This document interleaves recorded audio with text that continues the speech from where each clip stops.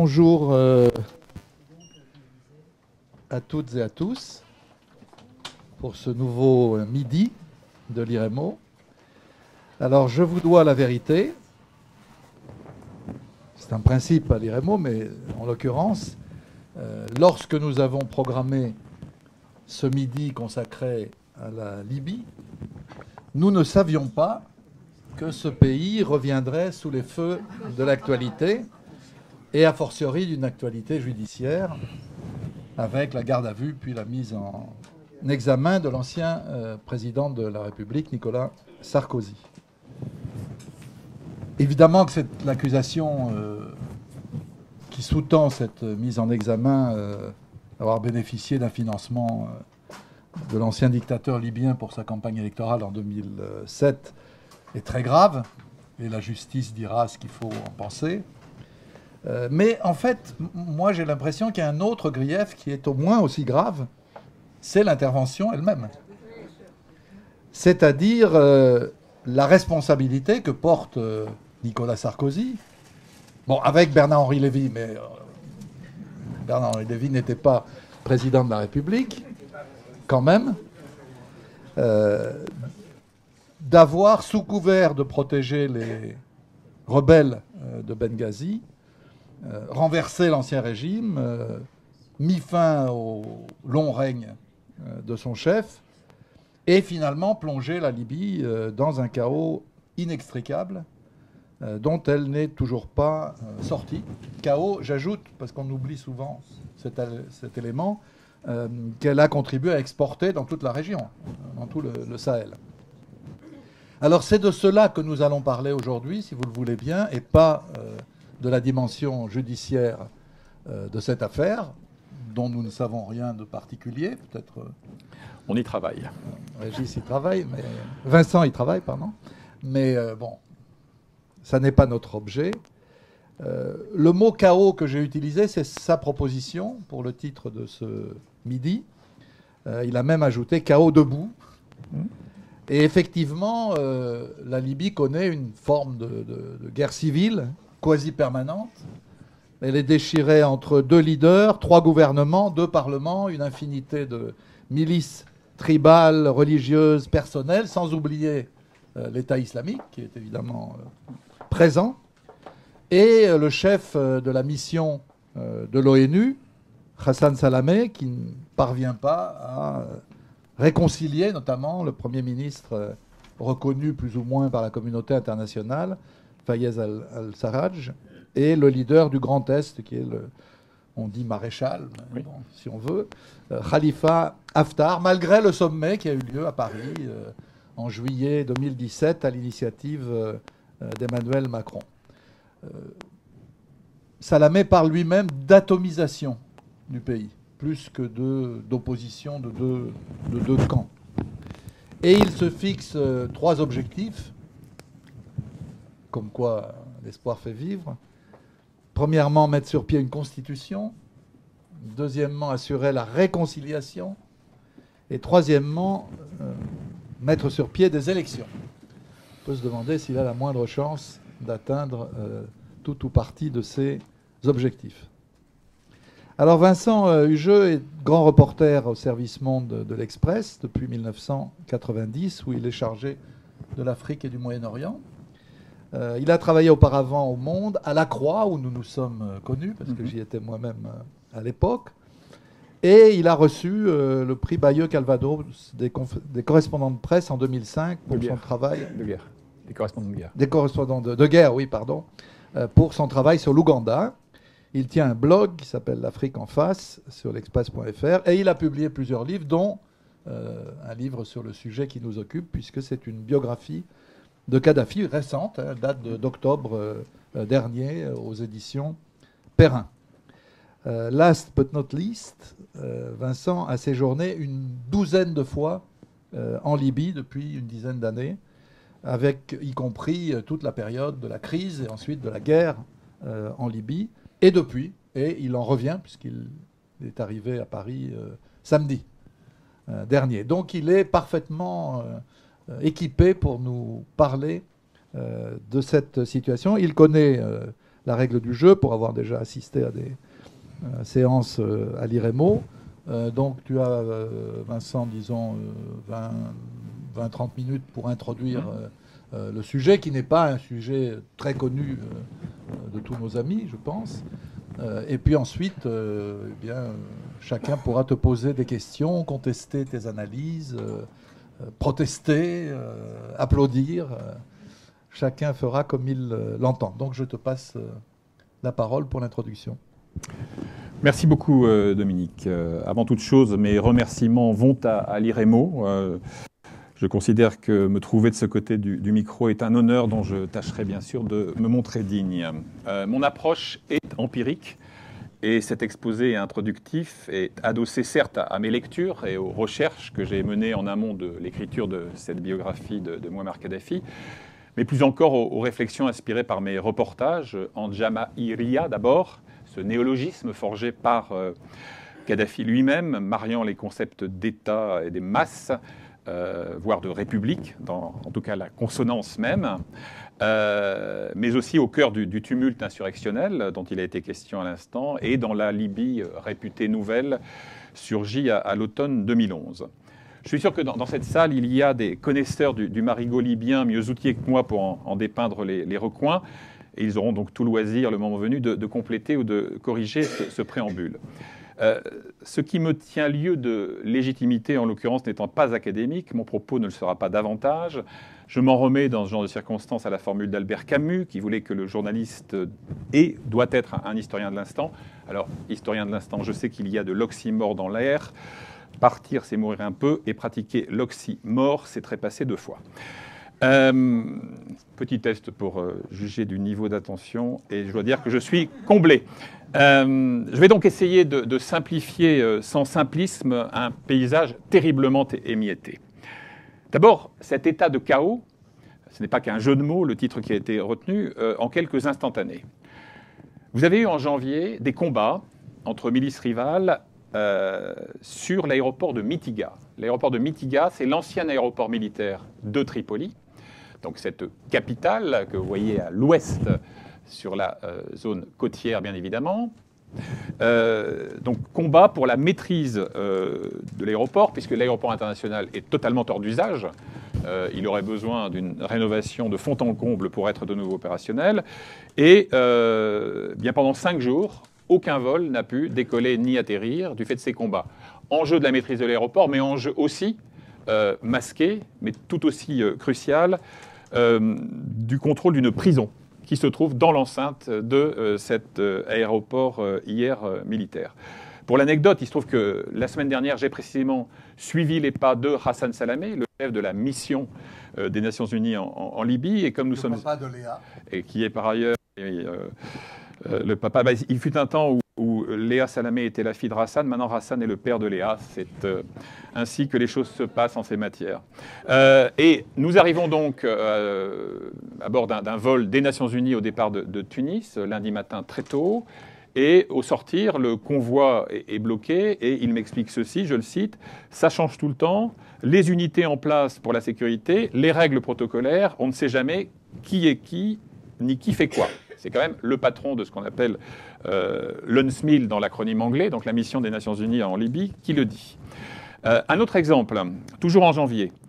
Vous avez des combats près de la frontière tunisienne entre 2 factions qui, l'une et l'autre, proclamaient pourtant leur loyauté au GNA, le gouvernement d'union nationale, sur lequel je reviendrai bien sûr dans mon propos. L'enjeu, là encore, maîtrise d'un poste frontière, puisque c'est qu'un poste frontière, c'est un espace de souveraineté, mais c'est aussi le moyen de contrôler, par exemple, et en l'occurrence, une contrebande de carburant. Troisième instantané. Vous avez eu dans la ville de Seba, qui se trouve grosso modo à 600 km au sud de Tripoli, ici. Voilà.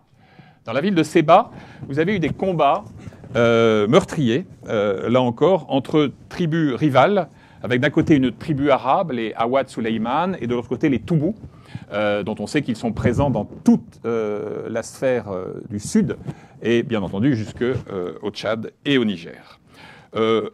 Autre instantané, vous avez donc des villes dont vous avez sans doute entendu parler au moment de la crise aiguë de 2011, une ville qui s'appelle Bani Walid, qui est également au sud de Tripoli, mais beaucoup plus près, hein, on est ici, voilà. Bani Walid qui est traditionnellement, historiquement, un fief kadhafiste, et qui l'est resté d'ailleurs. Et là, vous avez en fait une des plaques tournantes du trafic d'êtres humains, dont il est, à juste titre, souvent question. Si je poursuis un petit peu cette exploration de l'actualité récente, il faut dire un mot, bien sûr, de Misrata. Misrata, c'est cette ville côtière qui se trouve ici, où je me suis rendu pendant le siège, puisqu'elle a été en réalité enclavée, coincée par des forces kadhafistes qui venaient de l'ouest comme de l'est et du sud. C'est vraiment été une cité portuaire en état de siège pendant des mois, un peu la cité martyre. Je me souviens très bien que je suis en fait parvenu à Misrata en prenant un cargo qui ne tenait grosso modo que par la rouille au départ de Benghazi, après faire le tour des quais pour essayer de trouver un capitaine qui accepta ma présence, moyennant une somme raisonnable. Et nous avons mis très précisément 42 heures pour rallier Misrata au départ de Benghazi. Je vous passe les pannes, les réparations, etc. J'en reviens à mon propos. Misrata, donc à l'époque du siège, déjà, alors que la ville est écrasée par cette menace, les leaders locaux vous disent, le moment venu, il faudra régler nos comptes, et notamment tenir compte, lorsqu'il s'agira de partager le pouvoir et ses rentes, du rôle moteur qui a été le nôtre dans la victoire sur le régime exécré de Kadhafi. Et je peux vous dire que depuis, ça ne s'est pas arrangé. C'est vraiment la ville des braises mal éteintes de 2011. Et je vous cite un cas très simple. Ça n'apparaît peut-être pas, non, sans doute pas sur cette carte, parce que c'est une ville relativement modeste, mais vous avez au sud de Misrata, à peu près dans ce coin-là, à 40 km au sud, vous avez une ville qui s'appelle Tawarga, dont j'ai rencontré le maire, enfin celui qui en tient lieu d'ailleurs la semaine dernière. La ville de Tawarga avait, pour d'assez bonnes raisons, la réputation d'être très pro-Kadhafi et d'avoir fourni des volontaires qui avaient épaulé les forces dites régulières du régime. 40 000 habitants, ils ont tous été chassés à titre de représailles en 2011. Depuis, c'est une cité fantôme qui a été en partie rasée. De très longues et très âpres négociations avaient abouti le 1er février dernier à un accord qui devait permettre le retour graduel des habitants de Tawarga dans leur ville d'origine. Une des milices locales s'y est opposée physiquement, en établissant des checkpoints et en menaçant de tirer sur tout véhicule qui tenterait de forcer le passage. On en est là, et actuellement, donc Hassan Salamé et son équipe sont en train de remettre sur le tapis une négociation qui pourrait aboutir à une normalisation relative. Pour le moment, vous avez un village de tentes près de Bani Walid, cette ville que je vous ai montrée à l'instant, avec des milliers de familles. Il y a eu 2 décès d'ailleurs du fait du froid intense qui régnait il y a quelques mois là-bas. Et les autres sont dispersés. Alors il est question aussi d'indemnité, de compensation, etc. Mais ça vous donne une idée, au travers d'un cas d'école, de l'extrême difficulté de ce processus de réconciliation sur lequel je reviendrai très bientôt. Alors, si vous voulez, pour avoir couvert en son temps le démembrement de la Yougoslavie, et même s'il faut toujours se méfier des analogies géopolitiques, il y a quand même en Libye quelque chose qui est de l'ordre du syndrome Tito. C'est-à-dire que vous avez une chape de plomb unitaire qui est imposée par un régime autocratique, le communisme à la yougoslave sous Josip Broz et le régime de la Djamahiriya en Libye, et qui en quelque sorte masque part d'une sorte de vernis des invariants locaux, des tropismes régionalistes, provinciaux, etc. Et c'est en fait ce qui se passe aujourd'hui dans la Libye, parce que vous avez quand même une fracture qui est absolument patente entre donc ce que l'on appelle la Tripolitaine, donc la grande région de Tripoli, la Cyrénaïque qui a pour ville phare Benghazi à l'est, hein, et puis le Fezzan. Donc si on reprend, si vous voulez, hein, Tripolitaine, c'est tout ça. Vous avez la Cyrénaïque ici, et puis vous avez tout le croissant sud qui est le Fezzan. Bon. Eh bien, il faut se souvenir tout simplement que c'est une revanche de l'histoire, et que sous le roi Idriss Ier, qui a été précisément renversé par Kadhafi et ses officiers libres version libyenne en 1969, vous aviez une constitution qui était très clairement fédéraliste. Et ce fédéralisme était institutionnel, avec des pouvoirs qui étaient étendus dans chacune de ces 3 régions.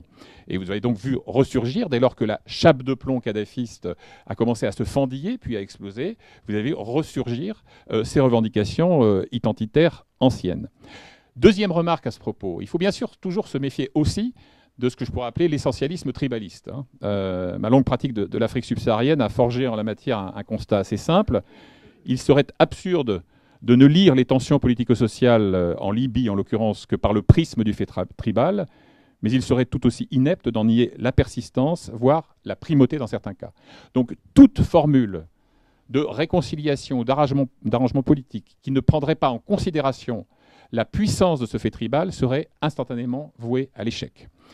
Autre remarque aussi, mais ça c'est un grand classique, moins vous avez d'État, plus il y a de bureaucratie, et plus vous avez d'instances rivales dont on se demande si elles se disputent le pouvoir ou l'impuissance. Remarque maintenant sur les moyens dont dispose la Libye réputée nouvelle.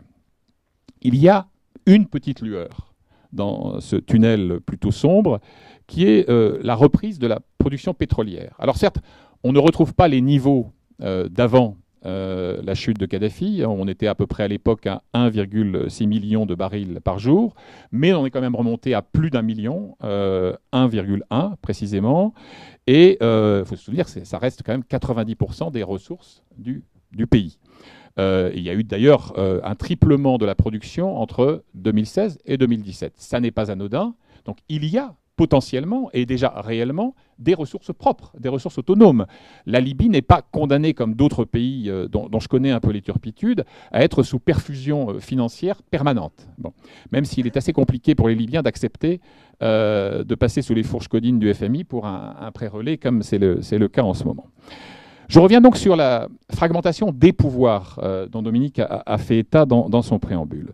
Il le disait, vous avez 3 gouvernements, je ne vais pas rentrer dans le détail des noms parce que ça risquerait d'être des éléments plus perturbateurs qu'éclairants, mais grosso modo, il faut retenir donc ce gouvernement dirigé par Fayez al-Sarraj, donc, qui s'appelle le GNA dans sa version locale, mais en fait c'est un gouvernement d'union nationale, et il est issu en décembre 2015, précisément, de ce qu'on appelle l'accord interlibyen de Srirat, donc la fameuse ville marocaine, de sinistre mémoire pour le défunt Hassan II, accord interlibyen qui avait été, à l'époque, dûment parrainé par l'ONU. Le fameux gouvernement du national est installé à Tripoli depuis mars 2016, mais il n'exerce, soyons clairs, son semblant d'autorité que sur le Grand Tripoli et encore, parce qu'il est lui aussi soumis à sa dépendance à tout un appareil milicien qui exerce la réalité des pouvoirs locaux.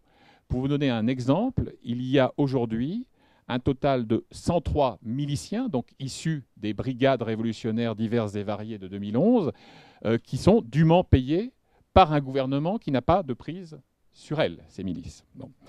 Vous avez eu, et je vous épargne le détail, un débat homérique sur la caducité de cet accord de Srirat, puisqu'en fait, il avait été conclu pour une période d'1 an, renouvelable une fois pour 12 mois, et que donc le 17 décembre dernier, eh bien, en fait, en droit, cet accord était caduc. Et vous avez eu évidemment un débat sur la nécessité de le proroger de facto.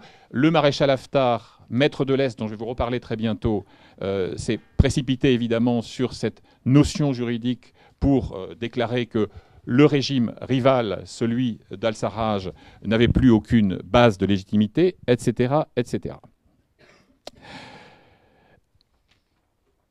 Autre exemple de cette fragmentation des pouvoirs, je vous parlais d'économie tout à l'heure, de ressources pétrolières. Vous avez 2 banques centrales, par exemple.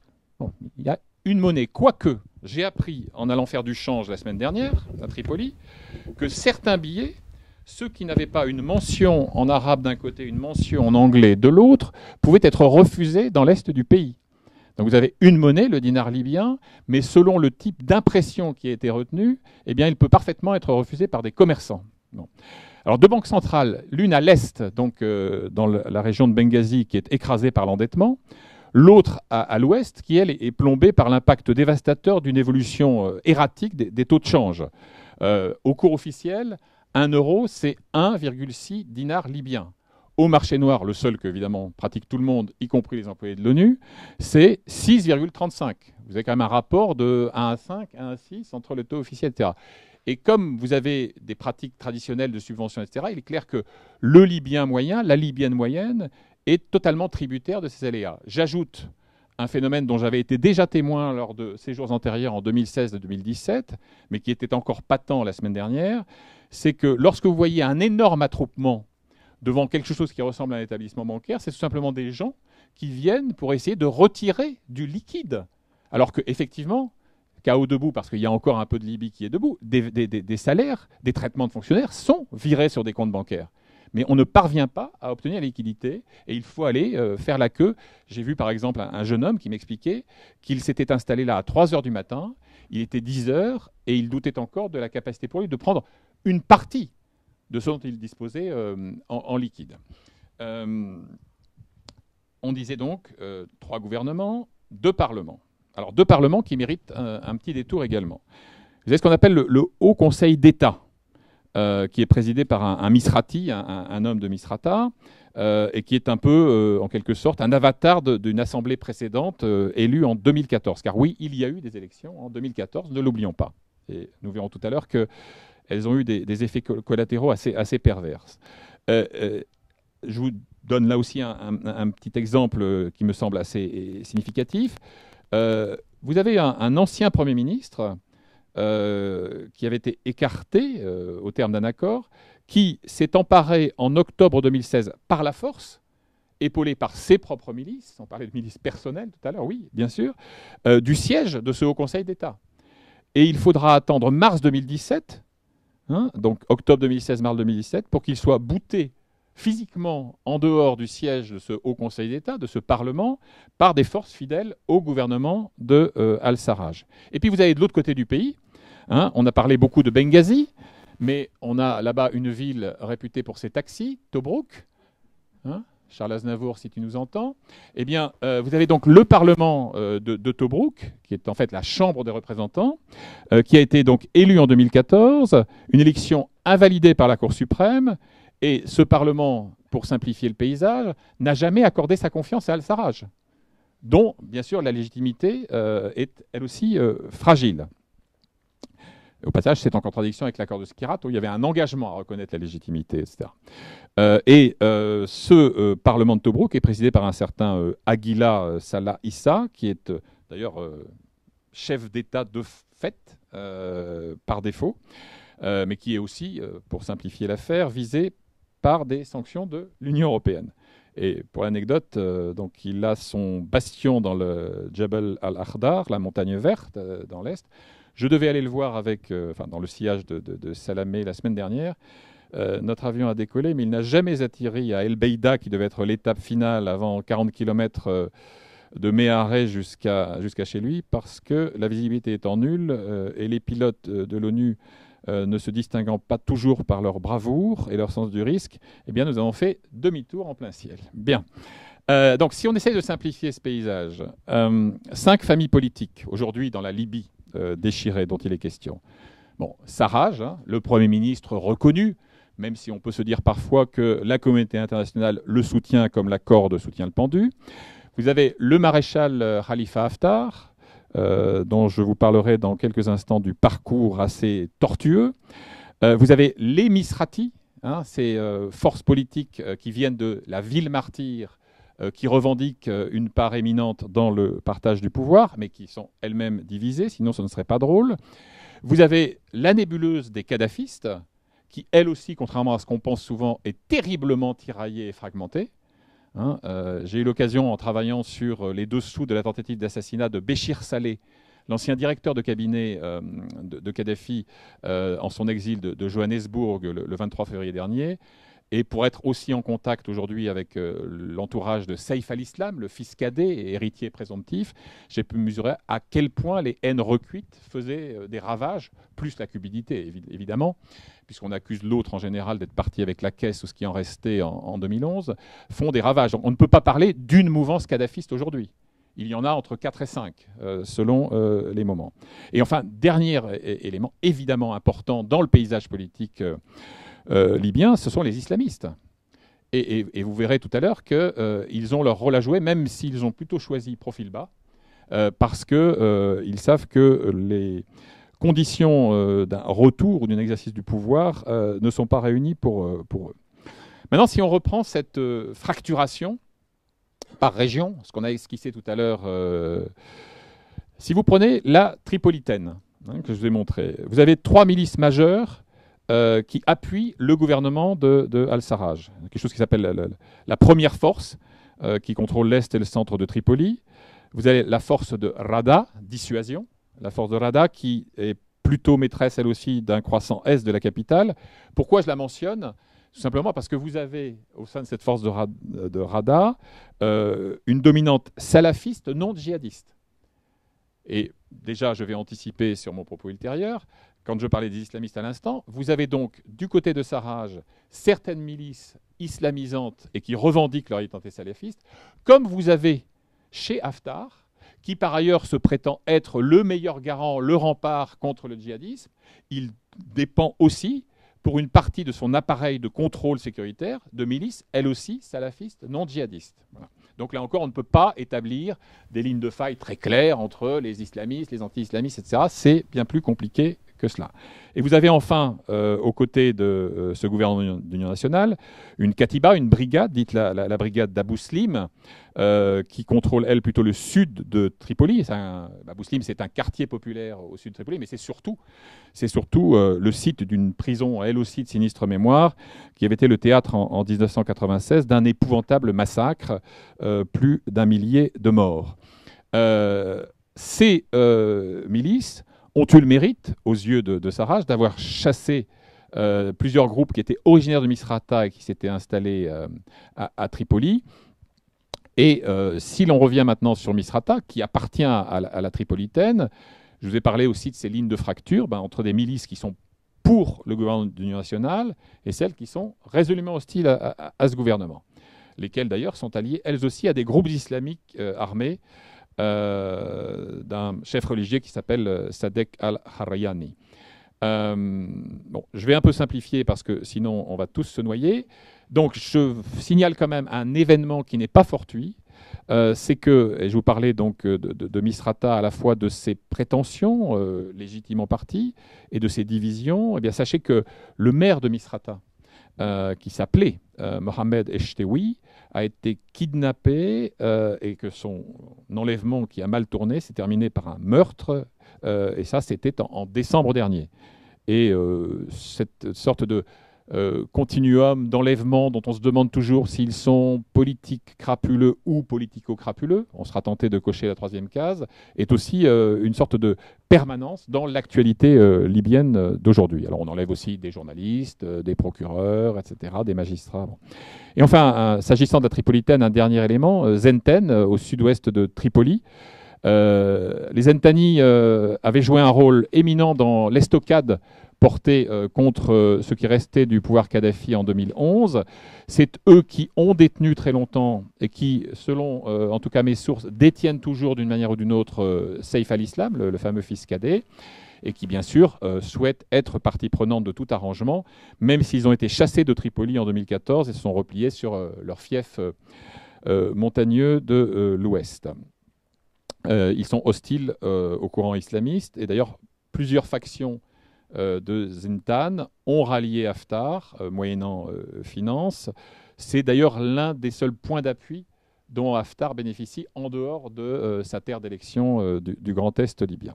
Un petit mot sur la Cyrénaïque. Alors on y vient à Haftar. Il est à la tête de ce qu'il a appelé lui-même l'armée nationale libyenne. Elle est née dans l'acronyme anglais. Alors évidemment, l'appellation, elle est trompeuse, puisque ça apparaîtrait comme l'armée régulière. Non, l'armée nationale libyenne, c'est la très puissante milice de Khalifa Haftar.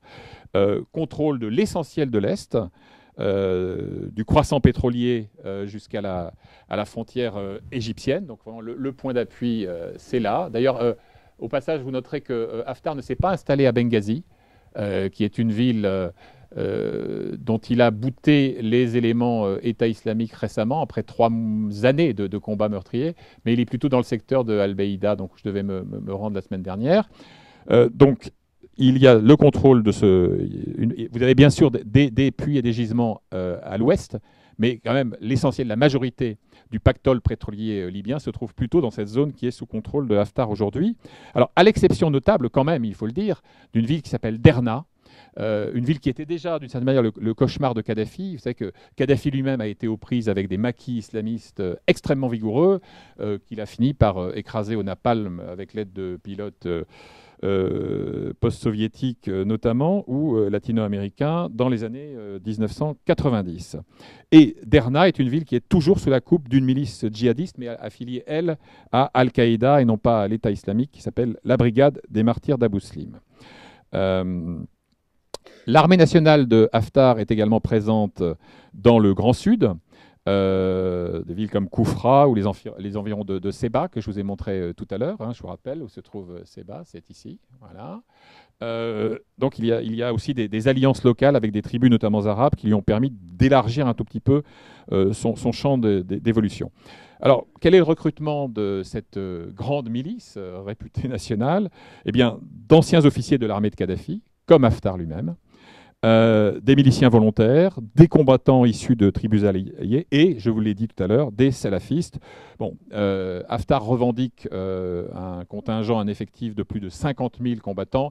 D'après les services de renseignement et les diplomates que j'ai consultés la semaine dernière, le noyau véritablement opérationnel serait plus de l'ordre de 15 à 20 000, mais ça n'est évidemment pas insignifiant au regard de l'émiettement militaire dont on a parlé ici. Et enfin, ma dernière remarque sur le Fezzan. Alors, le Fezzan, il faut savoir que c'est aussi la zone de tous les trafics. Évidemment, hein, regardez simplement l'environnement. Vous avez l'Algérie, le Niger, le Tchad. Donc, c'est aussi là que vous avez une mosaïque de forces tribales et de phalanges ethniques qui se disputent le pactole de la contrebande, des contrebandes, armes, drogues, tout ce que vous voudrez, le contrôle de certains gisements pétroliers et également le contrôle des flux migratoires qui, comme vous le savez, sont également extrêmement rétributeurs. Bien. Présence de Touaregs, notamment à la frontière algéro-libyenne, bien sûr. Ici. Voilà. Vous avez les Toubous, j'en ai parlé tout à l'heure, à propos de ces combats récurrents qu'on retrouve dans les confins frontaliers, Niger, Tchad, Soudan, et qui sont pour la plupart alliés à Haftar, avec des clashs armés meurtriers, réguliers, avec des tribus arabes qui, elles, sont en faveur du gouvernement d'union nationale. Et puis, je ne peux évidemment pas faire l'impasse sur une autre force qui est présente notamment dans le Fezzan, c'est les maquis résiduels de l'État islamique. Hein, on se souvient que l'État islamique, qui avait tiré profit du grand chaos pour s'implanter assez solidement à Sirte en 2016, hein, Sirte c'est ici, hein, Sirte c'est ce qui est parfois décrit comme la ville natale de Kadhafi, qui n'est pas tout à fait exact, parce qu'en fait, il est né dans un petit village à une quarantaine de kilomètres au sud de Sirte, mais enfin, peu importe. C'est vrai que c'est son fief familial et tribal. Et bien donc, Sirte, qui avait été la ville, on s'en souvient là aussi, dans laquelle il avait cru trouver refuge lorsqu'il avait dû fuir son fortin de Bab al-Azizia à Tripoli, et c'est d'ailleurs de là qu'est parti son échappée fatale en octobre 2011.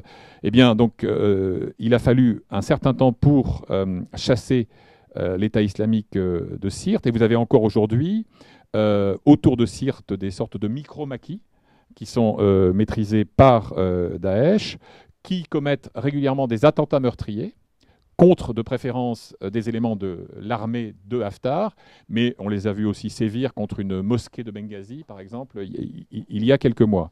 Et samedi, donc avant-hier, vous avez eu une nouvelle vague de raids aériens américains qui visait une réunion de responsables djihadistes, je cite le communiqué officiel, dans une région qui s'appelle Oubari, qui est assis à un bon millier de kilomètres au sud de Tripoli, et dont je ne sais pas si cette ville apparaît, je n'en suis pas sûr. Mais enfin, vous êtes à peu près à la hauteur de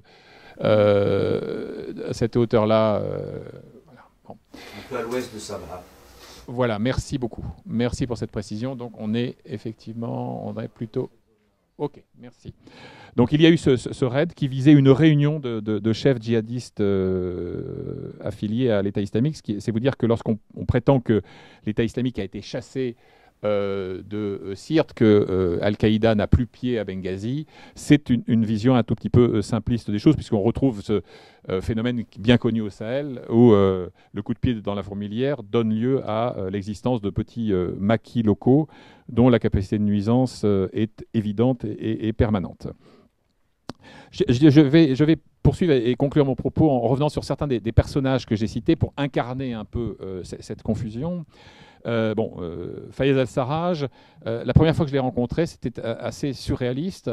Il a quand même été, après l'accord de Srihat, il a été en fait infiltré nuitamment par voie maritime, et lorsqu'il m'a reçu pour une interview pour l'Express, il était encore dans le bureau du patron d'une base navale, avec les maquettes et tout ce qui s'ensuit. Et il a fallu des mois pour négocier avec les milices locales son installation formelle dans quelque chose qui ressemble à une primature, puisqu'il est de facto le chef de ce gouvernement supposé reconnu. Je vais m'attarder un tout petit peu sur Khalifa Haftar, qui effectivement était général et s'est fait proclamer maréchal par le Parlement de l'Est. C'est quelqu'un qui était un des officiers les plus prometteurs de l'armée de Kadhafi dans les années 80. Il a été un des acteurs clés, et d'ailleurs malheureux, de l'aventure militaire tchadienne, puisque vous vous souvenez sans doute de tout ce conflit, d'ailleurs qui avait pris une tournure éminemment franco-libyenne sur ce qu'on appelle la bande d'Aouzou. Et simplement, à un moment donné, cette aventure a tourné au fiasco. Haftar lui-même s'est retrouvé coincé avec 800 de ses hommes quelque part au Tchad. Il a négocié son exfiltration et celle de ses fidèles. Et où est-ce qu'on le retrouve quelques années plus tard? En Virginie, pas très loin d'une ville qui s'appelle Langley, qui est connue mondialement pour être le siège de la CIA. Alors là, c'est pas du tout, il ne s'agit pas d'un raccourci complotiste. Personne ne peut nier que Haftar a effectivement travaillé pour les services américains. Il refait surface en 2011 à la faveur donc, de l'effondrement de la maison Kadhafi. Il s'installe dans l'Est et là, il élargit quand même un peu ses amitiés puisque aujourd'hui, il est soutenu de manière ostensible par l'Égypte. Il l'est également par les Émirats arabes unis, à un moindre degré par l'Arabie saoudite, mais il a aussi noué de très solides contacts avec la Russie, qui lui procure parfois conseillers, voire matériel militaire. Donc voilà pour le parcours de ce Haftar. Alors, tout de suite, une remarque sur l'Égypte dont je parlais à l'instant. Il va de soi que l'Égypte a un besoin, je dirais, vital, alors qu'elle est engagée dans un combat interminable dans le Sinaï contre des maquis djihadistes. Elle doit évidemment sécuriser son flanc ouest. Et c'est la raison pour laquelle elle a considérablement investi dans le personnage Haftar. Simplement, ce qui m'a frappé, parce qu'il se trouve que j'étais en Égypte pour couvrir la non-campagne électorale avant d'aller en Libye, donc j'ai eu quelques contacts et j'ai discuté avec quelques officiels égyptiens. On n'en est plus du tout à ce soutien inconditionnel et admiratif.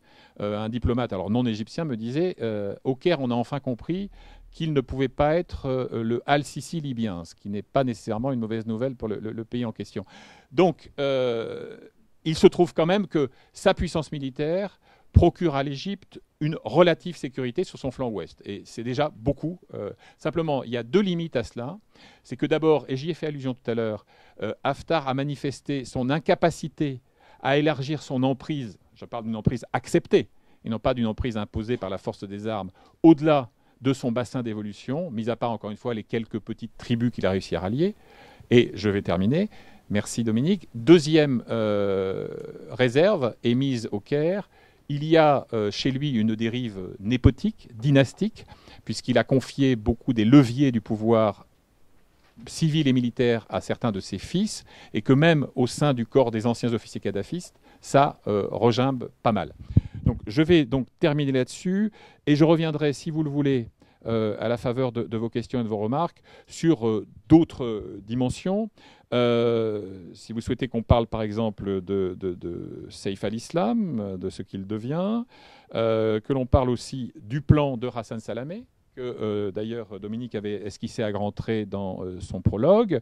Je pourrais vous en dire davantage pour avoir discuté avec l'intéressé précisément des difficultés qui sont les siennes, voire de l'impossibilité de respecter l'agenda extrêmement ambitieux qu'il avait fait valider par le Conseil de sécurité des Nations Unies à l'automne dernier. Et je vous pourrais parler aussi si vous le souhaitez. Nous pourrons échanger ensemble sur la position de la France et ses ambiguïtés par rapport à l'enjeu libyen. Merci beaucoup pour votre attention.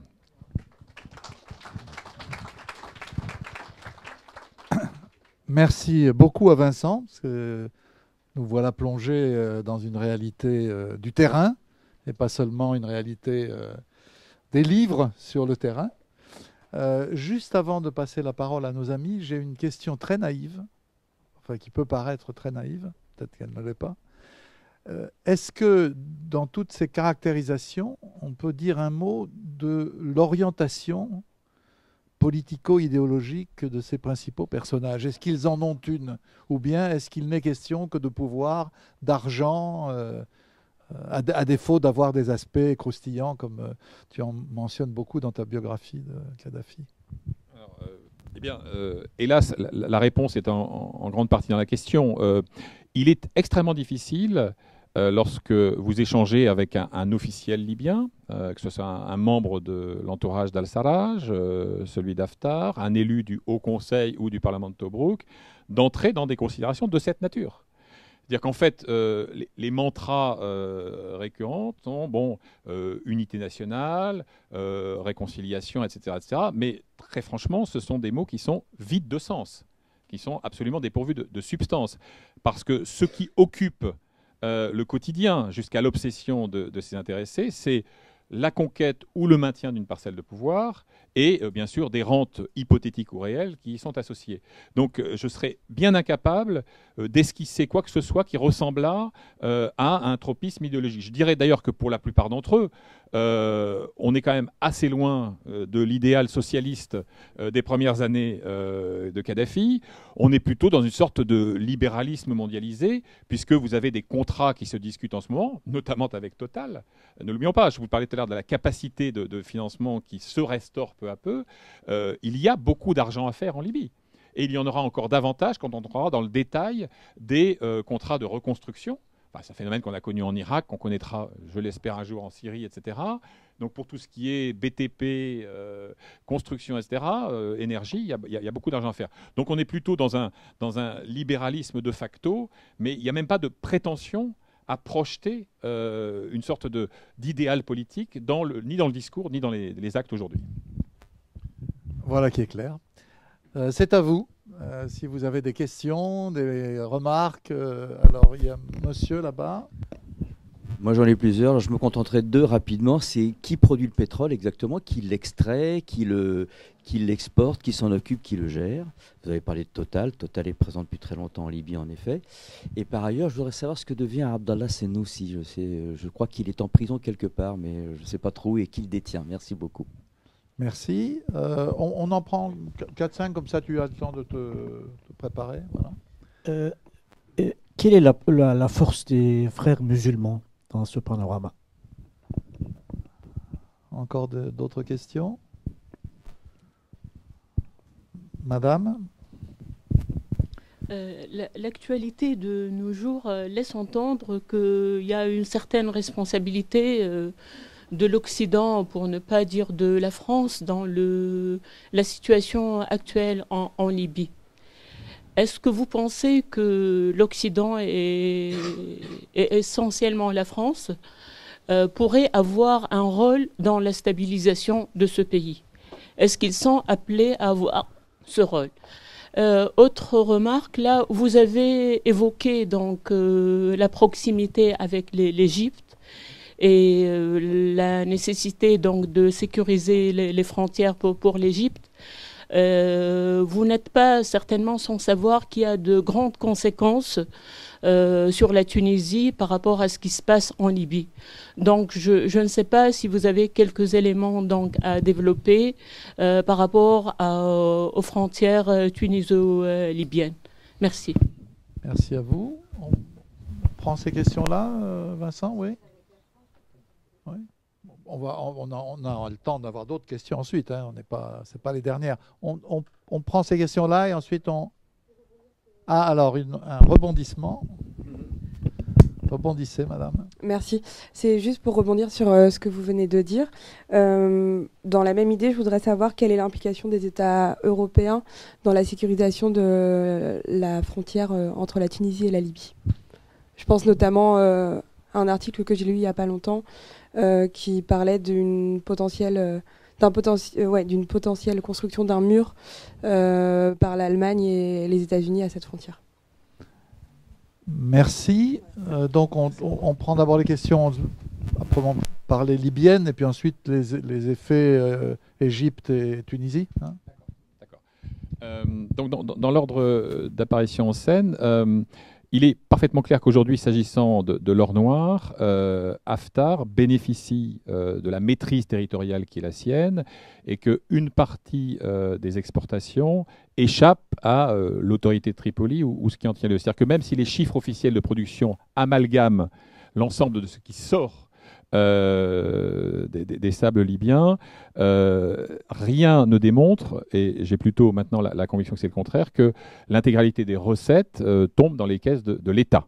Il y a donc une sorte de captation partielle au moins de tout ce qui est extrait à l'Est. C'est un des sujets sur lesquels Hassan Salamé et son équipe travaillent pour essayer de normaliser une situation qui, par définition, n'est pas normale. Je rappelle, j'y ai fait allusion tout à l'heure, qu'il y a aussi des ressources pétrolières dans le Grand Sud et dans l'Ouest, mais encore une fois, l'enjeu principal, et on l'avait d'ailleurs déjà senti lors de la campagne militaire de 2011, c'était la maîtrise des gisements et surtout des puits, et donc de l'exportation du pétrole en question.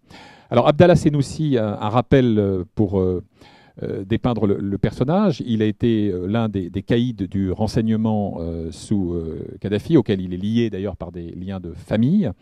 Je vous rappelle aussi qu'il a été incriminé nommément dans la tragédie du DC-10 d'UTA, qui avait été abattu à l'aplomb du Niger.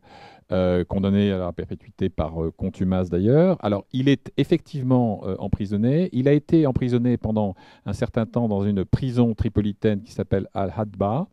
Il a, me dit-on, puisque j'ai posé la question la semaine dernière, été transféré depuis lors dans une autre prison qui a un quartier dit VIP dans le secteur de Tadjoura, donc à la lisière de Tripoli. Et alors, j'ai essayé, et j'essaye toujours de vérifier une anecdote qui m'a été rapportée par deux sources différentes. Vous avez précisément un ancien chef de brigade révolutionnaire qui s'appelle Tadjouri, qui loge au Radisson Blu, l'un des palaces de Tripoli. Il a un étage, comme d'autres d'ailleurs. Et il a, semble-t-il, lors d'un repas de iftar, de rupture du jeûne, du Ramadan dernier, convié à sa table Abdallah Senussi, l'ancien Premier ministre Mahmoudi. Il y avait là aussi Dorda, un officiel de haut rang, et quelques autres. Et on a même évoqué la présence sur place de Saadi Kadhafi, autre fils du défunt Qaïd al-Thawra, guide de la Révolution. Alors, ce qui est certain, ce que j'ai pu recouper, c'est qu'il y a eu effectivement un banquet d'iftar à ce moment-là, organisé, et que certains des prisonniers ont été sortis pour l'occasion, mais je n'ai pas eu de documents irréfutables, photos certifiées conformes, etc., qui attestent la présence de ces passages. Mais c'est vous dire quand même le caractère ambigu du statut de ces prisonniers, qui sont évidemment et d'abord de formidables monnaies d'échange pour ceux qui les détiennent. C'est évidemment le cas de Saif al-Islam également. Alors, la question des frères musulmans, elle est évidemment très intéressante puisque il y a un point commun entre Haftar et Al-Sisi, c'est l'exécration absolue, irréfragable de tout ce qui représente, qui ressemble de près ou de loin à un Ikhwan muslimin. Et donc, c'est pour ça que j'évoquais tout à l'heure le profil bas politique qui est le leur aujourd'hui. Donc, vous avez une difficulté aussi qui est assez évidente, c'est comment exister politiquement sans être immédiatement assimilé par les autres acteurs politiques qui vous sont hostiles, mais aussi par la communauté internationale, à des proto-djihadistes ou à des djihadistes masqués. Donc c'est la raison pour laquelle il y a aujourd'hui, je dirais, une sorte de d'accalmie dans l'activisme politique des frères musulmans. Alors, même si certains ne le placent pas dans cette catégorie, je sais par exemple que le fameux Abdelhakim Belhadj, qui était donc un leader islamiste réputé assagi, qui se trouve, après des revers de fortune, notamment militaire, installé à Istanbul, et avec qui j'essaye d'entrer en contact en ce moment d'ailleurs. Belhadj, il dirige plus ou moins à distance, et je vous évoquais le cas de Tawarga tout à l'heure. Vous savez, c'est cette ville rasée dont les habitants ne peuvent plus regagner les pénates. Eh bien, on me disait dans l'entourage de ce maire de Tawarga qu'une partie de la solution se trouve à Istanbul via ses influents personnels. Je fais plus court pour la suite, même si c'est un exercice de haute voltige. Bon, sur la responsabilité de l'Occident, madame, et par rapport là aussi aux propos introductifs de Dominique, moi, ce qui me frappe toujours dans ce genre de situation, c'est qu'on n'apprend rien de l'histoire. On n'a rien appris de l'histoire irakienne, on n'a rien appris, et on n'apprendra hélas pas grand-chose de la tragédie syrienne, et il en va de même pour la Libye. Au-delà du caractère discutable de l'intervention, et très franchement, pour être allé en Libye sous Mouammar Kadhafi et avoir l'occasion de discuter dans la discussion la plus totale avec des Libyens qui me parlaient de la réalité de leur quotidien, du caractère atroce de la répression, de cette sorte de terreur policière que faisaient régner les services de renseignement, je n'ai jamais eu et je n'aurai jamais la sympathie que certains affichent envers Kadhafi. Il n'en demeure pas moins que la grande responsabilité politique et historique de l'Occident et de la France en premier chef, puisque c'est elle qui s'est montrée la plus allante à l'époque, même si elle n'avait pas nécessairement le poids militaire numéro un, eh bien, c'est de n'avoir à aucun moment pensé l'après-Kadhafi. Je vous donne une anecdote très simple à cet égard. Je connaissais un général français dont le métier était de travailler sur la coopération militaire avec cette région du monde. Eh bien, ce général qui connaissait assez bien le paysage, Libye et Sahel, a rédigé 2 notes à l'attention des princes qui nous gouvernaient à l'époque.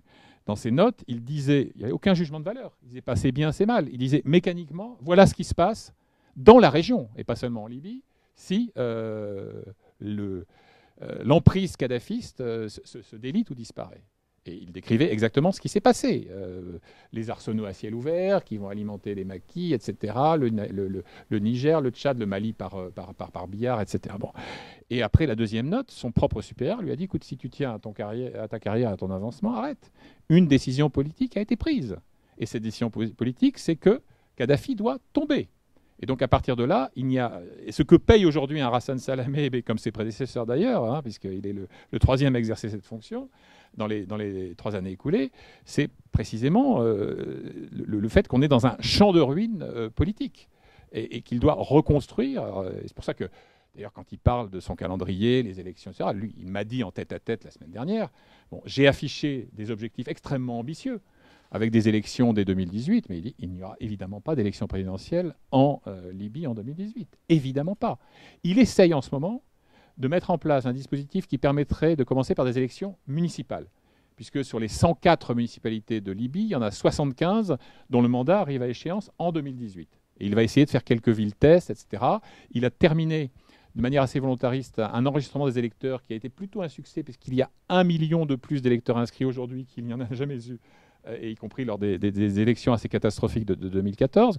Donc voilà, bon, sur cette responsabilité historique, vous savez, Béchir Saleh, qui n'a pas que des qualités, loin s'en faut, donc ce fameux directeur de cabinet, dont je crois savoir qu'il a été exfiltré de Johannesburg vers les Émirats, eh bien, a dit à l'un de ses interlocuteurs qui me rapportait ce propos, la France et l'Occident sont responsables à 99% de la tragédie libyenne, eh bien, il leur revient 99% de la responsabilité de nous sortir de l'ornière. Bon, c'est évidemment un raccourci, mais ça a une certaine résonance avec votre propos. Est-ce que je peux, Vincent, parce que j'ai l'impression qu'il y a des moments où il faut qu'on reparte un tout petit peu en arrière dans l'histoire. Pour moi, il y a un grand mystère, pas d'aujourd'hui, ni de 2011, bien avant. Indiscutablement, cette révolution est une révolution, en 69, à la fois socialiste et nationaliste. On l'oublie toujours, le but de Kadhafi était de trouver les formes d'une fusion avec l'Égypte, avec la Tunisie, avec le Groenland s'il avait fallu, si le Groenland avait été arabe.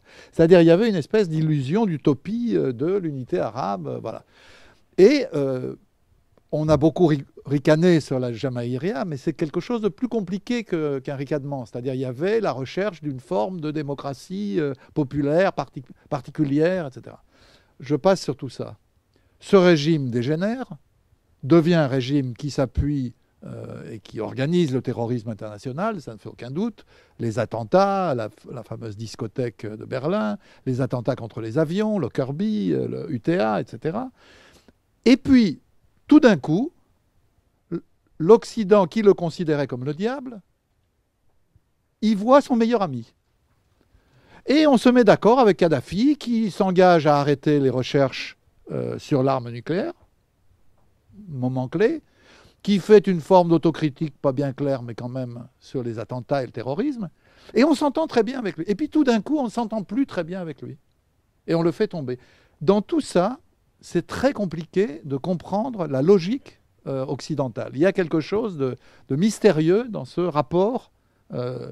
Ça n'a rien à voir avec le caractère monstrueux du personnage, de la répression qu'il a développée.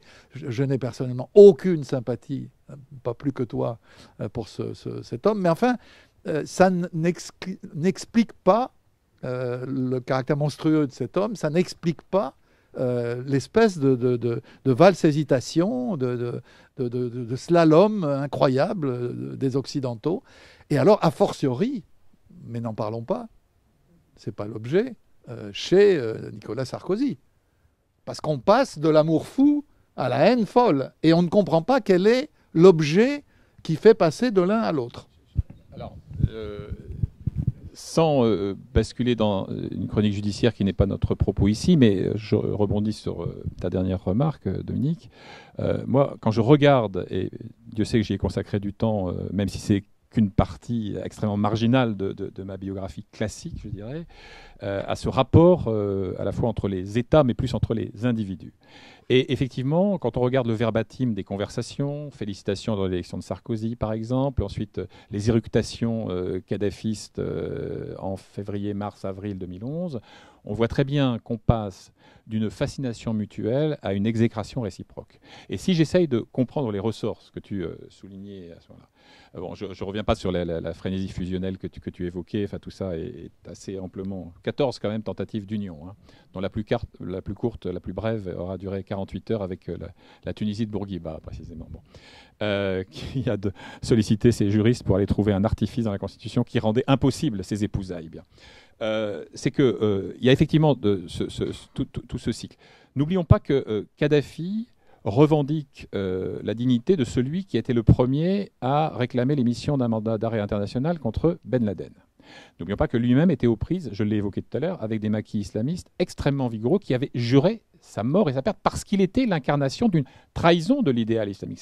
Sa tentative de modernisation, sa critique permanente du patriarcat, de l'archaïsme des oulémas dont il se moquait avec pas mal de verbes d'ailleurs dans certains de ses écrits dont je cite les traductions dans l'ouvrage. Enfin, tout ça fait qu'il savait ce qu'était le péril en la matière. Ça en a fait aussi un ami. N'oublions pas aussi un autre élément, le chantage à la migration.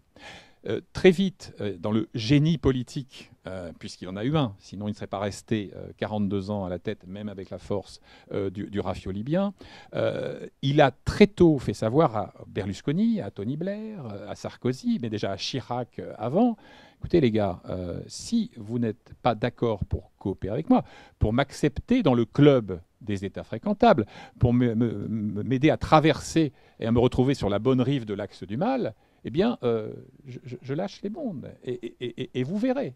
Et d'ailleurs, il y a quelque chose d'absolument fantomatique dans une de ses dernières interviews où ce qu'il dépeint de ce qui est advenu est, il faut le reconnaître, d'une acuité absolument inattaquable. Tout y est. Alors qu'il y avait quelque chose dans l'expression qui pouvait être dément, délirant, etc. Ce qu'il dit de cette sorte de panique qui s'est emparée de la Méditerranée, etc., c'est vraiment d'une acuité remarquable. Et puis, il y a un dernier élément quand même, puisque tu y as fait allusion. N'oublions pas, donc, 2003, négociations secrètes avec Londres et Washington, à l'Institut de Paris d'ailleurs, qui sera mis dans la boucle très très tard. 2004, officialisation du renoncement à son arsenal, donc non pas seulement nucléaire, mais bactériologique et chimique aussi, arme de destruction massive, au passage dont il avait lui-même, en quelque sorte, enflé la dangerosité pour en faire une pièce de négociation plus pertinente et plus convaincante, mais enfin, toujours est-il que voilà. Et n'oublions pas aussi, et encore, et je termine là-dessus sur ce propos, que quand on regarde les fonds dont disposaient par exemple les fonds souverains libyens, dont celui qui était dirigé par le fameux Béchir Saleh, le directeur de cabinet, on parle de 8 milliards de dollars qui sont dans les caisses dont on peut faire ce qu'on veut. Alors on construit des tas de choses en Afrique pour s'assurer l'allégeance monnayée de chefs d'État, mais c'est aussi de l'argent qui peut aller en Occident. Et on prend des parts chez Fiat. Enfin, n'oublions pas que si Saadi Kadhafi a pu jouer les remplaçants de luxe dans 2 clubs italiens, dont Perugia d'ailleurs, c'est parce que simplement papa était actionnaire du club, comme il était actionnaire de la Juventus de Turin, comme il était actionnaire de la Fiat. Donc il y a aussi ça. Ce qu'on négocie avec Kadhafi aussi, c'est la vente des Rafales. Enfin, j'ai immédiatement, je me suis amusé à un petit exercice là. J'étais devant TF1 l'autre soir, donc quand il y a eu le plaidoyer pro domo de Nicolas Sarkozy, et j'ai fait un petit papier qui s'appelle les failles du Sarko Show qu'on a mis en ligne sur le site de l'Express. Quand même, quand il a le culot de dire qu'il n'y a jamais eu de contrat, donc il n'y a jamais pu y avoir de commission, enfin, il suffit de reprendre les archives de l'époque. Et moi, d'ailleurs, dans le bouquin, bien avant ça, je donnais le détail de ce qui était promis, ce qui était signé et jamais exécuté. Rafale, centrale nucléaire civile, système de téléphonie. Donc, je veux dire, franchement, voilà, c'est ce qui a rendu Kadhafi, au-delà de ses foucades, fréquentable, voire désirable, c'est aussi, bien sûr, cette puissance financière-là. Je veux revenir, mais alors très brièvement, pour qu'on puisse avoir une deuxième volée de remarques et de questions, sur le fil du propos. Il y a une question sur la Tunisie. Alors, bon, je vais faire très court là-dessus. Il est parfaitement clair que les Tunisiens sont extrêmement inquiets, comme vous le savez, mieux que moi. Ils ont des soucis qui sont propres d'ailleurs à la conduite de leur post-révolution, bon, même si ça reste, et à juste titre, et peut-être par défaut, comme l'exemple le plus réussi ou le moins raté de ces prétendus printemps arabes. Mais bien sûr qu'ils ont un gros souci, notamment, je parlais de sécurité frontière égyptienne, même chose de leur côté. Quand je vous disais que Ras Jedir, ce poste frontalier, était l'enjeu de lutte entre milices pourtant affiliées au gouvernement national parce qu'il y a une contrebande de pétrole qui passe par là, voilà, c'est très prosaïque, mais ça fait bien sûr partie de...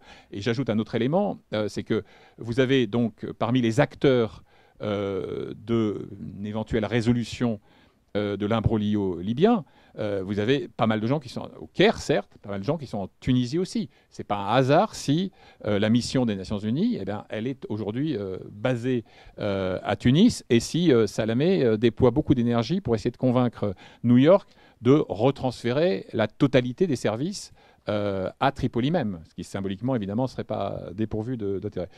Et je termine donc sur cette histoire Alors, les États européens ont des accords, mais pas seulement avec la Tunisie, mais sur des questions de formation, d'équipement, etc.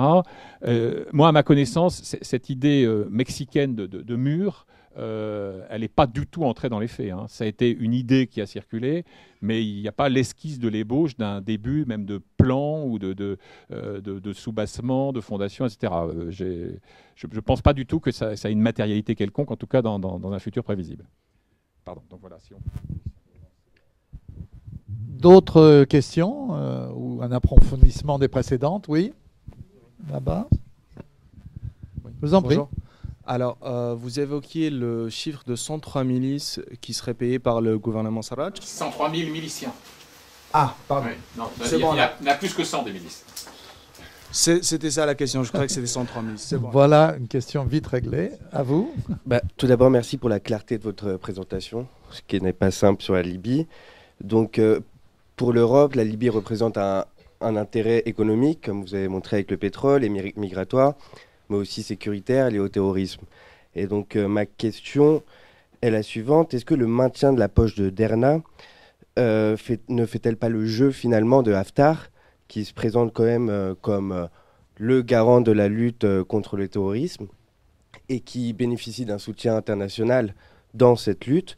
Ou bien est-ce que le maintien, finalement, de cette poche ne serait-elle pas la conséquence du fait qu'il y a un manque de capacité de Haftar pour cette lutte et pour donc éliminer définitivement cette poche. Merci. D'autres choses, monsieur Devant?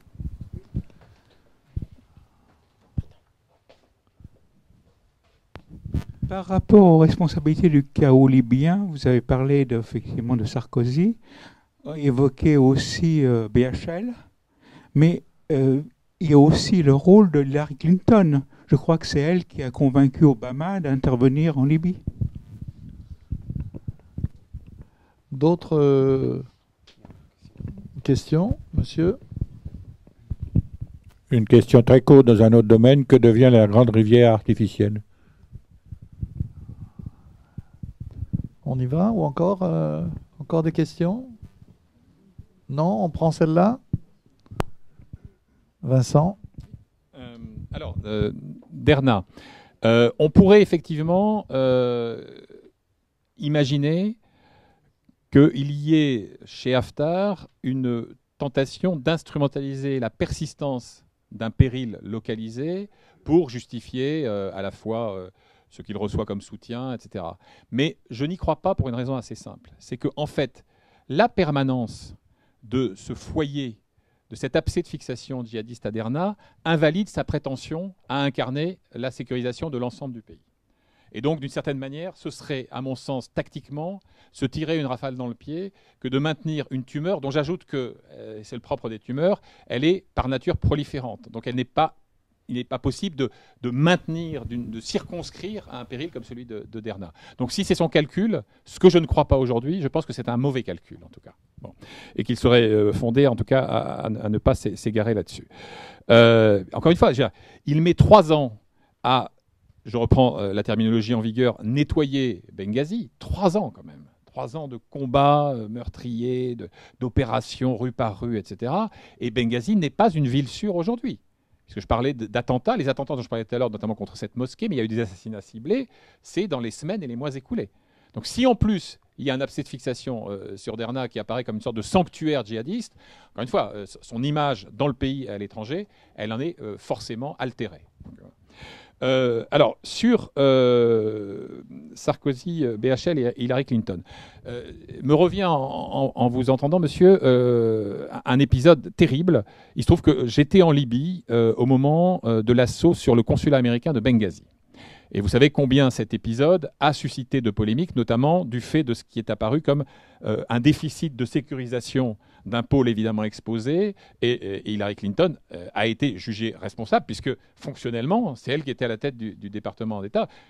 Ça a pesé dans la dégradation de son image. Absolument, très clairement. Je vous rappelle d'ailleurs qu'il y a eu donc, après cet assaut, 3 ou 4 morts, 4 vraisemblablement américains. Je ne parle que de morts américains, dont le consul, l'ambassadeur qui était de passage à Benghazi, Christopher Stevens, et plusieurs de ses collaborateurs, et qu'effectivement, ça a contribué à saper et l'autorité et l'image de Hillary Clinton. Il n'y a aucun doute là-dessus. Alors, et c'est vrai que vous avez raison de rappeler, parce qu'on évoque très volontiers Sarkozy, les Anglais, etc. Mais très vite, dans l'équilibre des forces, ce sont évidemment les Américains qui ont pris les commandes des campagnes aériennes, par exemple. C'est eux qui avaient la maîtrise du ciel, ceux qui avaient la maîtrise du ravitaillement. Évidemment, on était très contents, côté français, de parler de nos Rafales, ce qui était aussi une vitrine commerciale jugée utile, et puis de l'irruption dans ce ciel-là de quelques appareils émiratis, etc. Donc, mais voilà, les Américains ont pris la maîtrise. Mais la différence, c'est que d'une certaine manière, ils se sont retirés, comme la mer se retire. C'est-à-dire qu'aujourd'hui, quand vous regardez qui s'active pour essayer d'accoucher laborieusement de quelque chose qui pourrait ressembler à un arrangement politique post-chaos, les Américains sont incroyablement absents. Je sais par exemple que Hassan Salamé peut avoir des contacts éventuellement avec l'ambassadrice américaine, mais qui est basée à Tunis, et qui, à la différence du Turc ou de l'Italien, ne met quasiment ou jamais un pied à Tripoli, même pour des missions de courte durée. Et j'avais noté donc une 3e intervention. Ah oui, la grande rivière artificielle, the Great Man-Made River. Eh bien, écoutez, même si j'ironise un peu dans la biographie sur la dimension totalement pharaonique de ce projet, il faut reconnaître post-mortem à Kadhafi ce mérite, c'est que c'est quand même un ouvrage colossal qui a contribué à irriguer une partie de la frange septentrionale de ce pays. Donc, même si on n'a jamais atteint notamment la deuxième phase du projet, ce qui avait été promis, envisagé à l'époque, eh bien, il en reste quelque chose, mais on me dit que notamment sur les conduits, donc qui acheminent de l'eau tirée de nappes phréatiques du sud vers le nord, il y a au niveau des conduits, évidemment, un déficit d'entretien. Et puis des dégradations qui ont pu évidemment contribuer à altérer le rendement de cette grande rivière artificielle. Voilà. C'est un des héritages de l'ère Kadhafi. Très rapidement, vous parlez de nappes phréatiques, il me semble que ce sont des nappes fossiles. Vous avez raison, en le disant j'ai hésité. Ce sont des nappes fossiles, à terme. Elles ne sont pas phréatiques, elles sont fossiles, vous avez parfaitement raison, merci de cette précision. D'autres questions? S'il n'y en a pas, moi j'en ai une. Allez-y, madame. Oui. Non, il faut attendre le micro pour revenir pour la vidéo. À la situation actuelle, est-ce que vous connaissez les fils de Kadhafi et les différents accusateurs libyens de Sarkozy?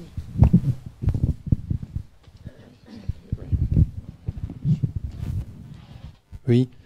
Est-ce qu'on pourrait résumer que du côté de Tripoli, on a une approche qui est plutôt une approche institutionnelle et je dirais interétatique, et par contre du côté de Benghazi, on aurait une approche plutôt privée et économique qui aurait une petite incompatibilité.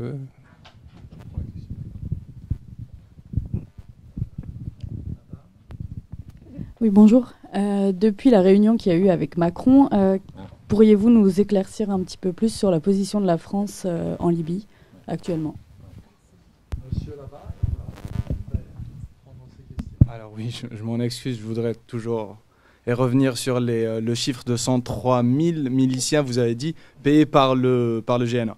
Donc je voulais juste savoir plus ou moins à quelle échelle c'est, est-ce que c'est à la tripolitaine ou bien à l'échelle nationale, et juste nous en dire un peu plus, en fait. Et éventuellement, les sources, ça serait magnifique. Merci. D'accord. Alors, les fils Kadhafi. Je vais commencer par un souvenir personnel. En 2011, désespérant d'obtenir le feu vert, c'est le cas de le dire, des autorités libyennes ou de ce qui en restait pour me rendre à Tripoli, alors que le péril montait, j'ai fini par me résoudre à appeler Saïf al-Islam Kadhafi, que j'avais rencontré pour une très longue interview en 2004, anecdote que je relate d'ailleurs dans le bouquin, pour déverrouiller l'obtention de ce qui pourrait ressembler à un visa. Bien. Il m'a passé, j'étais sur un quai de métro, je me souviens quand je l'ai eu, et il m'a passé son bras droit, Mohamed Ismail, qui m'a dit voilà, écoutez, il y aura un message à Tunis. Voilà. Donc, je suis donc entré en Libye par l'entremise de Saïf al-Islam et de son bras droit. Là, je reprends contact avec l'intéressé, le fameux Mohamed Ismail, et je le remercie de sa coopération efficace. Et nous engageons une conversation relative à une interview que Saïf al-Islam Kadhafi, le glaive de l'islam en arabe, a donnée quelques jours auparavant sur Euronews. C'est la fameuse interview dans laquelle il dit « Nous avons les documents, nous savons tout, nous avons les comptes, nous avons les numéros, etc. » Je lui dis « Écoutez, cher monsieur, j'ai l'immense privilège de travailler dans un média où j'ai toujours joui d'une totale liberté. Personne ne m'empêchera de publier quoi que ce soit, évidemment sous bénéfice d'inventaire, si vous êtes en mesure de matérialiser cette accusation. » Sur quoi il me répond « Mais oui, mais bien sûr, très bonne idée. » Et on en est à se demander quelle est la diffusion de l'Express. Est-ce que son site web est parmi les mieux référencés en France, le jour de parution, enfin, etc., etc. Et puis tout d'un coup, plus rien. Il ne répond plus à mes messages. La chambre du Rixos, qui était l'hôtel où nous étions assignés à résidence de Tripoli, a été vidée. Il n'y est plus, et malgré les messages, etc., plus rien. Et c'est vrai qu'à ce moment-là, j'ai un vrai doute. Je me dis, mais s'il y a un moment dans l'histoire chaotique de ce régime où il serait fondé à sortir les preuves qu'il prétend détenir, c'est maintenant. Alors que ce soit l'Express ou n'importe qui d'autre, moi j'ai plutôt un média français de préférence, la caisse de résonance serait plus efficace. Donc c'est vrai que j'ai une vraie perplexité à ce moment-là, et je me demande encore aujourd'hui, est-ce que le document parfaitement irréfutable, indiscuté de tous, existe et très franchement, est-ce qu'il est dans les usages, dans les financements politiques occultes, en Afrique ou ailleurs, de laisser traîner dans son sillage des reçus et des bons de virement dorés sur tranche. Bon, bref, donc c'est vous dire que voilà. Et alors sur les fils, alors Saif al-Islam officiellement libéré par la milice de Zentan qui le détenait. Moi, on me dit qu'en fait, il n'est pas à l'étranger, comme la rumeur en a circulé, qu'il n'est ni à Khat, qui est une oasis à l'extrême ouest là-bas, ni d'ailleurs à Oubari, qu'on a évoqué tout à l'heure, ni dans l'est du pays, voilà. Et qu'il serait toujours dans la zone de Zentan et toujours en résidence très surveillée. Parce qu'encore une fois, c'est une proie monnayable. Je vous rappelle qu'il est l'objet d'un mandat d'arrêt international de la Cour pénale, du même nom, Cour pénale internationale de La Haye, etc. etc. Saadi, je vous en ai parlé, il était au Niger, il a été livré par les autorités de Niamey à Tripoli, et donc dans cette prison dont il est peut-être sorti le temps d'un dîner de luxe il y a quelques mois. Et il y a d'ailleurs un chapitre qui s'appelle « Enfant gâté, enfant perdu », donc où je m'occupe un peu de la fratrie, et notamment de Aïcha, celle qui avait indûment raflé le titre de Claudia Schiffer à la française, du fait d'une blondeur trop blonde pour être honnête, et qui a viré, paraît-il, très pieuse depuis lors, comme Saif al-Islam, semble-t-il. Bon. Alors, voilà un peu pour le rôle. Alors, vous avez des gens qui vous disent, j'ai entendu le remarquable Takieddine l'autre jour expliquer dans une interview radio que Saif al-Islam avait fait était candidat à la présidentielle. Bon. Et que, évidemment, il était le prochain président de la Libye. Bon, d'abord, présidentiel, quand on verra. Candidat, il n'y a pas de candidature. Et vu les fracturations internes à la nébuleuse Kadhafi, je doute fort qu'on lève, par ailleurs, son mandat d'arrêt CPI pour lui ouvrir la voie. Enfin, peu importe. Mais ce que je veux dire par là, c'est que il ne faut pas pour autant ironiser sur l'existence d'un courant kadhafiste ou kadhafo-nostalgique, que d'ailleurs Hassan Salamé, à la différence de ses prédécesseurs, tente de réintroduire dans le jeu politique. Moi, j'ai été à ses côtés quand il a reçu notamment un collaborateur de Mouammar Kadhafi et le dernier en titre des directeurs de l'Institut du Livre Vert. Le Livre Vert, donc, voilà, qui est la théorisation de la troisième théorie universelle, qui prétendait dépasser le vain combat entre marxisme et capitalisme. Et c'est un peu la référence à la prétention, l'ambition universaliste que tu évoquais dans ta relance de tout à l'heure. Alors, oui, sur le distinguo que vous établissiez, ou vous proposiez, monsieur, entre Tripoli et Benghazi, je n'y adhère pas pour la raison suivante. C'est-à-dire que vous avez de part et d'autre des gens dont la prétention, ou l'ambition, là encore, et d'être légitime à diriger la Libye dans son ensemble. Donc Haftar déploie beaucoup d'énergie pour sortir de son image d'homme de guerre et apparaître comme quelqu'un qui a une capacité de nature politique. Il n'y a pas réussi pour le moment. Je parlais des acteurs extérieurs. D'accord. Okay. Vous voulez dire des appuis des uns et des autres. Voilà. Soutien étranger, d'accord. Plutôt des étatiques, les Nations Unies en l'espèce. Donc une approche plutôt gouvernementale, alors que de l'autre côté, ce sont des intérêts privés, voilà, et qui sont fondés sur... Si vous voulez, bon, des intérêts privés, il y en a partout, y compris en Tripolitaine. Et encore une fois, quand vous en discutez avec Hassan Salamé, qui est supposé jouir de la confiance du Conseil de sécurité, lui veut faire en sorte que les uns et les autres soient traités en quelque sorte sur un pied d'égalité dans la perspective d'une restauration étatique de l'ensemble de la Libye. Donc même si des acteurs font ces calculs-là, et évidemment ils les font, on ne peut pas s'en tenir dans la durée à cette dichotomie-là, parce qu'elle serait évidemment le chemin le plus court vers l'échec institutionnel, quoi. Donc voilà. Il y avait juste la question sur la France. Oui, voilà. Alors 103 000, c'est un chiffre officiel. Qui m'a été donné par l'ONU, mais qui figure, il y a un rôle dans lequel vous avez les noms des gens, des milices, etc. Ils sont payés régulièrement. J'ai posé la question de savoir est-ce que le milicien est payé directement ou est-ce que c'est le chef de la brigade qui récupère le cash. Et c'est même payé par virement. Je vous parlais tout à l'heure de la difficulté d'avoir du cash. Il y a des virements sur leur compte bancaire. Alors 103 000, c'est à l'échelle, parmi les enregistrés, c'est à l'échelle nationale, même s'il y en a entre 40 et 45 000, m'a-t-on dit, dans le Grand Tripoli. Et donc, tous ceux-là sont dûment enregistrés. Mais évidemment, c'est une estimation, même un chiffre minimaliste, puisqu'il y a d'autres milices, notamment dites personnelles ou claniques, qui, elles, échappent à cet enregistrement officiel. Voilà. Donc, mais la réalité, quand vous passez d'un quartier à l'autre, quand vous passez d'une ville à l'autre, celui qui vous donne le droit ou pas de poursuivre votre voyage, c'est un milicien. Vous avez beaucoup de mal d'ailleurs d'affiner l'identité, parce que parfois il y a un écusson que vous n'avez jamais vu, parfois il n'y a pas d'écusson du tout, parfois il y a un uniforme, parfois il n'y en a pas. Donc c'est ça la réalité au quotidien. Oui, c'est vraiment ce phénomène-là. Mais ça correspond à une tentative que d'ailleurs épaule financièrement et activement l'ONU, de réintégrer le maximum, je ne dis pas tous les miliciens, mais le maximum de miliciens dans ce qui serait l'embryon d'une nouvelle armée nationale demain. C'est vraiment ça l'effort vers lequel on tend, mais ce qui va être évidemment une tâche quasiment impossible du fait de la force des allégeances locales ou personnelles des intéressés, qui ont énormément de mal à accepter la souveraineté d'un état-major sur, au passage, un des arrangements qui est envisagé et que teste en ce moment l'ONU, c'est que Haftar accepte un poste de super chef d'état-major, renonce à une ambition de candidature présidentielle le moment venu, mais là c'est très compliqué parce que lui ne peut accepter cela que s'il a des garanties, notamment sur la nomination des officiers supérieurs, enfin, etc. etc. Donc ça, je vais quand même consacrer 2-3 minutes, et je crois que ça s'impose à la France, oui, bien sûr. Si vous voulez, moi quand j'ai suivi un peu le happening de la Selle Saint-Cloud, puisque c'est là que cette rencontre a eu lieu entre Sarraj et Haftar, j'ai été frappé par ce qui m'apparaît comme une sorte d'irénisme chez Emmanuel Macron ou de candeur politique. Je sais qu'il détesterait ce type de jugement, mais enfin, quand même.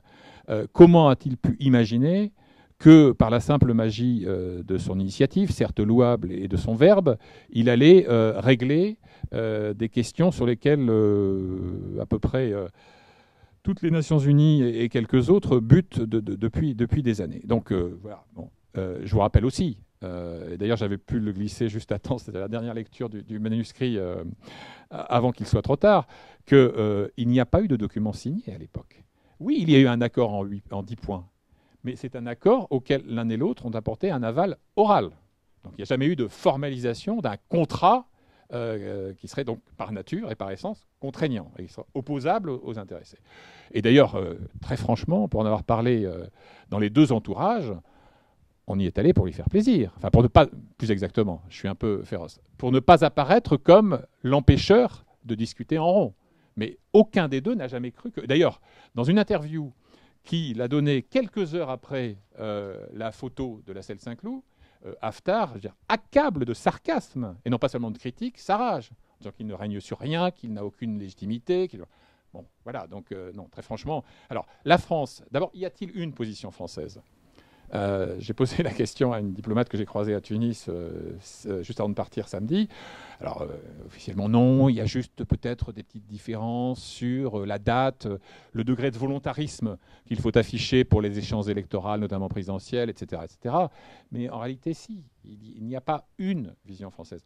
Vous avez une vision Le Drian, dont on s'aperçoit quand même qu'il a un peu de mal à oublier qu'il n'est plus ministre de la Défense, mais comme les autres l'oublient aussi, notamment ses partenaires africains ou libyens, ça lui facilite la tâche, qui consiste... N'oubliez pas que Le Drian est un grand admirateur d'Al-Sisi.